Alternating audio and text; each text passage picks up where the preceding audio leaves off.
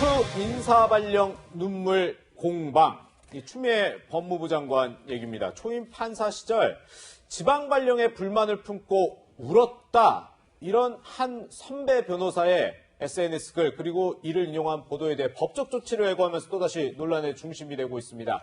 지금 저희 그래픽으로 나오고 있다시피 심평 변호사라는 분이 1985년 초임주로 춘천 발령을 받자 추미애 장관이 여성 판사에게 지방 발령은 부당하다고 대법원에 찾아가서 항의했다 이렇게 얘기를 했더니 추 장관은 급기야 제 젊은 날의 기억까지 송환당한다 이러면서 신군부 아래에서 판사 임명장을 받으러 가지 않았던 게 팩트다 이렇게 얘기를 하는데 변호사님. 네.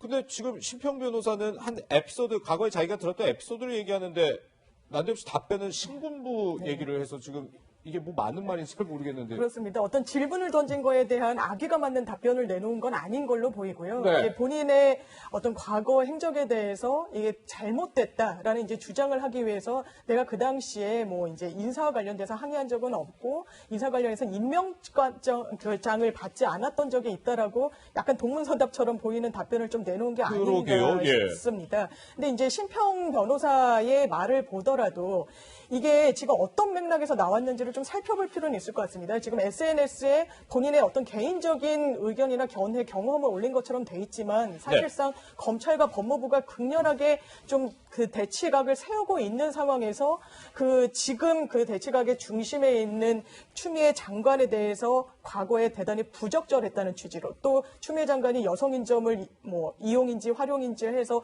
눈물을 철철 흘렸다는 그것도 전원의 형식을 빌어서 인상적인 좀 공격을 하고 있는 거는 다소 부적절하지 않았나. 그러면서 본인이 이제 한동훈 그 검사장에 대해서도 평가를 한 부분이 왜 이 시점에 추미애 장관에 대한 과거 일을 끄집어냈는지 그 의도가 무엇인지에 대한 오해를 좀 자초하는 측면도 있지 않나 이렇게 분석됩니다. 그렇군요. 네, 이 글을 처음 올렸던 심평 변호사 어쨌든 추미애 장관이 불쾌함을 드러내면서 본인의 글에 대해서 사과의 뜻을 밝히긴 했습니다만 인사에 반발해서 조금 불만을 드러냈다라는 본인의 원래 주장에 대해서는 계속해서 그 주장을 유지하는 모양이에요. 글쎄요, 뭐 두 분의 일이 그 기억에 대해서는 뭐 두 분만이 알겠지만 심평 변호사께서 한 발은 물러섰지만 제가 보기에 거기에 대한 어떤 자기의 주장에 대한 완벽한 철회는 하지 않았거든요. 그건 뭐 미루어 짐작을 할 수밖에 없을 것 같은데 저는 좀 안타까운 거는 추미애 장관이 이제 이를 둘러싸고 이제 심평 변호사가 사과를 했음에도 불구하고 명예훼손으로 법적 처분을 뭐 하겠다는 그런 이제 취지의 말을 하셨어요. 법무장관이 법적 취지라면 어떻게 됩니까? 그러면 또 검찰 그 소송은 또 누가 담당하나요? 그래서 저는 이렇게 어떤 검찰개혁, 법무개혁이라는 하시는 분이 이렇게 자신과 관련된 부분들을 모두 법정에다 소송을 걸거나 그렇게 법적인 처분에다가 위탁을 하는 거는 저는 오히려 이런 것들이 진짜 많은 국민의 동의를 못 받을 지점이 아닌가 싶어요. 그러니까 이렇게 과거에 어떤 자기 젊은 시절의 기억이 소환당해서 이른바 소환당해서 에피소드가 나왔다 그러면 거기에 대해서 해명이 있거나 오고 가고서 자기가 거기에 대한 적절한 해명하고 하면 그만일 것이지 이걸 가지고 굉장히 논란을 또 확산시켜내는 이런 점들은 대단히 좀 보기에도 좀 사실 좀 불편해 보이고요. 그다음에 심평 변호사가 마지막 한 말이 있었잖아요. 뭐 이런 얘기하는 것들 중에 이유 중에 하나는 혹시나 뭐 기울어진 점이 없는지 한번 좀 지혜를 한번 돌아보기 바란다. 성찰을 주문했는데 성찰에 대한 답변은 없고 명예훼손 운운하는 것이 과연 이게 저는 아마 온당한 것인가 사실 이런 좀 의문이 듭니다. 그래서 추미애 장관의 저는 태도 문제 또한 한번 이 기회에 한번 되돌아보길 바라는 조언도 저도 드리고 싶습니다. 네, 한 가지 더 질문 드릴게요. 일단 정치권에서도 역시 마찬가지로 추미애 전 장관에 관련한 에피소드를 공개하는 사람이 있습니다. 바로 미래통합당 조수진 의원인데요. 권노갑 전 의원의 회고록을 공개하면서 과거에 이 광진구를 출마하겠다고 하면서 그렇게 안 하면 탈당하겠다 뭐 이렇게 우겼다 뭐 이런 식의 회고록 내용이 있었는데요. 회고록 내용을 소개하는데 정치권에서도 이런 과거 에피소드를 언급하는 이유가 뭘까요? 그러니까 최근에 추 장관이 뭐 좀 표현이 조금 그렇습니다만은 국민들한테 이렇게 좀 이른바 좀 불편함을 주는 국민 입상으로 좀 야당에서는 굉장히 공격을 하고 있지 않습니까? 그런 점에서 이제 또 여러 가지 일들이 굉장히 나타나는 것 같은데, 근데 여기에 나오는 얘기는 그렇습니다. 그러니까 대구 출신이니까 뭐 영남권에 좀 출마했으면 좋겠다 하는데, 그러나 뭐 내가 호남 지역이 많은 쪽으로 가겠다. 뭐 사실 이거 어떤 뭐 사실 정확한 건 뭐 제가 당사자가 아니라 모르겠습니다만은 그냥 정치에 입문하려는 과정에서는 충분히 뭐 있을 수 있는 그런 에피소드일 수도 있는데 네네. 이렇게 뭐 이런 것까지 지금 나온다는 것은 추미애 장관의 어떤 개혁 방향이라든가 법무행정에 대한 어떤 그런 지휘 방향에 대해서 상당 부분 야당에서 공감하지 않을 뿐더러 그렇게 지금 이렇게까지밖에 할 수 없는 사실 좀 그 처지가 저도 사실 이제 추미애 장관이 좀 자초한 측면이 있지 않은가 싶은데요.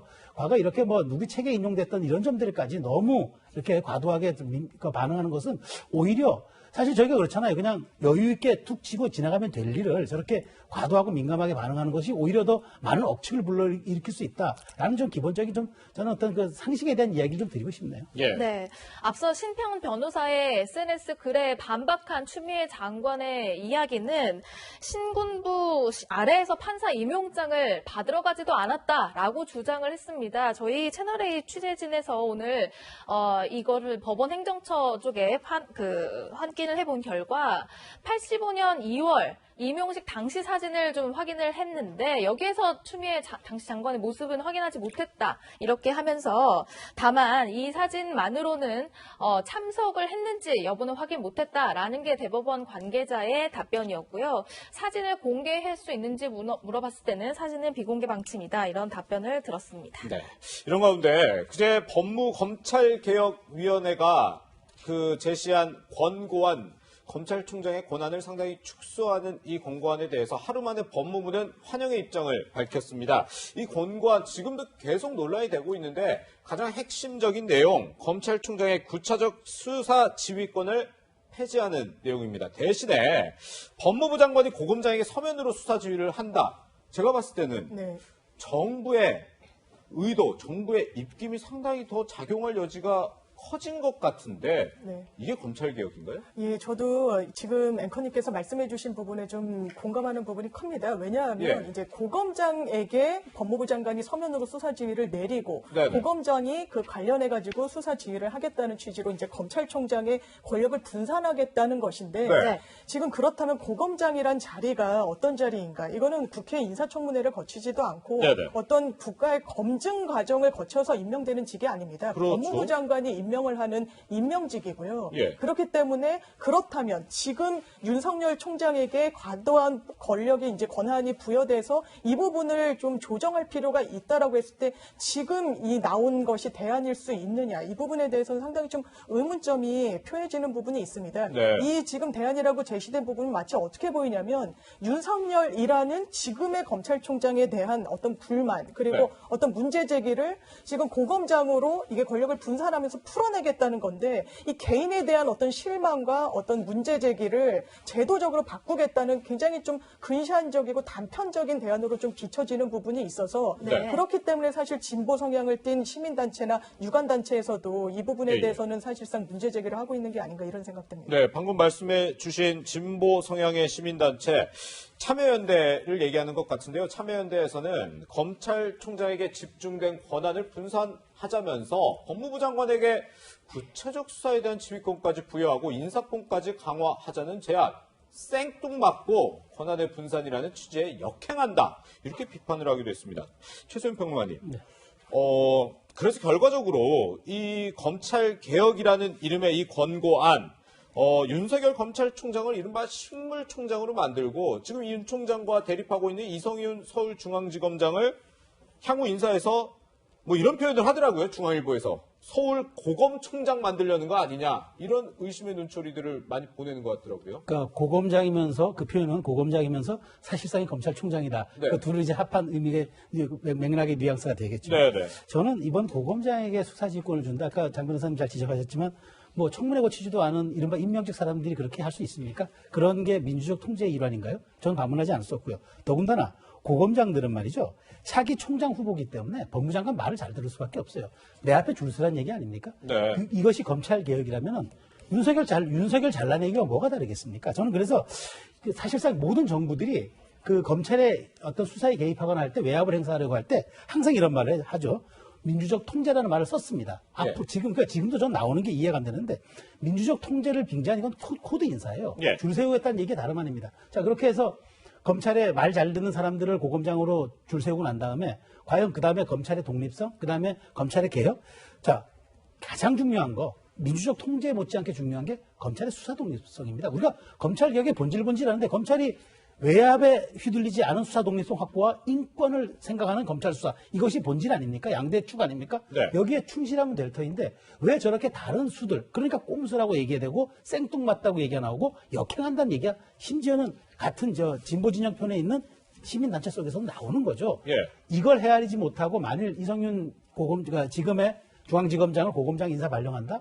저는 상당한 역풍이 불 거라고 봅니다. 지금 그렇지 않아도 한동훈 검사장 사건이라든가 박원순 시장의 사건에 대해서 서울중앙지검이 지금 여러 가지 의혹에 휩싸이고 수사의 동력도 상실했다는 얘기도 있지 않습니까? 네네. 이런 점에서 이성윤 중앙지검장을 다시 고검장으로 한다는 건 제가 보기에 이거는 그야말로 국민 앞에서 검찰개혁의 이게 본질이었습니다라고 드러내는 것밖에 되지 않기 때문에 예. 전 여권이 하기가 굉장히 어려울 거로 봐요. 네. 네. 민주당에서는 사실상 입법을 발의한 것이 윤석열 총장을 겨냥한 것 아니냐 이런 지적을 받는 입법도 있습니다.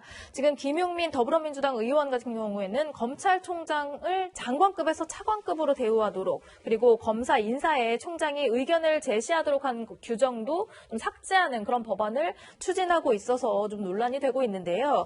이런 가운데 내일로 예정됐던 검찰 인사위 취소됐죠. 지금 개혁의 권고안과 또 민주당의 입법 추진 이것들이 검찰총장의 인사 의견 제시를 제외하자는 내용이 담겨있기 때문에 아마 이것들이 좀 영향을 미쳤을 가능성도 있을까요? 예, 뭐 그럴 가능성도 있고 이게 맞물려서 진행이 되는 과정이니까요. 그리고 지금 이제 인사를 앞두고 윤석열 검찰총장의 최측근으로 분류되는 일단 고검장급 인사들이 계속해서 사표를 내고 네. 있습니다. 그렇기 때문에 어느 정도 그 인사 진폭이 커질지 그 부분도 살펴봐야 되기 때문에 아마 당장 그 관련 논의를 좀 착수하는 데는 조금 시간을 두는 게 아닌가 뭐 이런 생각도 듭니다. 네.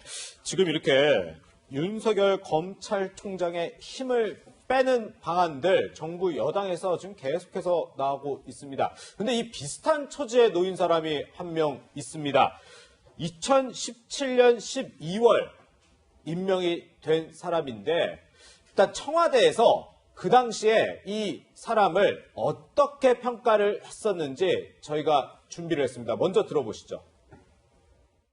감사원의 독립성과 정치적 중립성을 수호하면서 헌법상 부여된 회계감사와 직무감찰을 엄정히 수행하여 감사 운영의 독립성, 투명성, 공정성을 강화하고 공공부문 내의 불합리한 부분을 걷어내어 깨끗하고 바른 공직사회, 신뢰받는 정부를 실현해 나갈 적임자로 기대합니다. 적임자다. 그런데 2년 7개월이 지났습니다. 민주당에서는 이 사람 이렇게 평가합니다. 한번 직접 들어보시죠. 송갑석 의원의 오늘 아침에 있었던 인터뷰 내용입니다. 제가 놀라운 게요. 그 감사원 감사를 받고 나온 분들이 어떤 말을 하냐면 태극기 부대를 앞에 두고 조사받는 느낌이었다. 이렇게 이야기를 했습니다. 그건 제 표현이 아니고 감사를 받고 온 사람들의 표현이에요. 뭐 감사원장은 그런 말도 한다고 합니다. 어떤 사람을 추천했는지는 모르겠지만 현 정부의 친정부 인사이기 때문에 내가 그것을 못한다라고 하는 말까지도 서슴없이 한다라고 하거든요. 저는 김호수 전 법무차관인지는 모르고요. 이례적으로 한 명이 걸쌔긴 상황이 너무 오래되고 있는데 거기에 대한 어떤 것도 좀 감사원장이 하고 있지 않죠. 감사원장 적임자가 2년 7개월이 지나서 감사받으면 태극기 부대를 앞에 두고 조사받는 느낌이다. 이렇게 여당 의원이 얘기합니다. 이게 아마 탈원전 감사 관련해서 최근 논란 때문에 그런 것 같은데 정권 입맛에 맞지 않는 감사는 잘못된 감사인 건가요? 그러니까 저도 반문하고 싶은 게요. 네. 이 최재형 원장이 이랬다는 거 아닙니까? 감사원은 네. 소금이어야 한다. 예. 권력에 순치되면 그거는 맛없는 소금이다. 네네. 자, 성역 없는 감사 해라. 발표할 때 그랬잖아요. 독립성, 정치적 중립성 잘 지킬 뿐이다. 그런데 그렇게 했더니까 이제는 적폐 세력이 됩니까? 저는 이렇게 편가르기식 그리고 본인들이 임명했던 사람들에 대한 내로남불의 처해 있는 이런 상황들이 제가 보기에 여권이 처한 지금 독주 혹은 오만 이런 것을 상징적으로 보여준 사례가 아닌가 싶어서 감사원 흔들기와 검찰 독립성 훼손은 반드시 저는 좀 중단돼야 할 것 같다는 그런 말씀을 드리고 싶습니다. 네. 지금 감사위원을 또 정권의 뜻에 맞는 사람을 추천을 했는데 이 최재형 감사원장이 거부를 했다 뭐 이런 논란까지 일고 있는데요. 이 최재형 감사원장의 거취는 앞으로 또 어떻게 될지 저희가 지켜보도록 하겠습니다.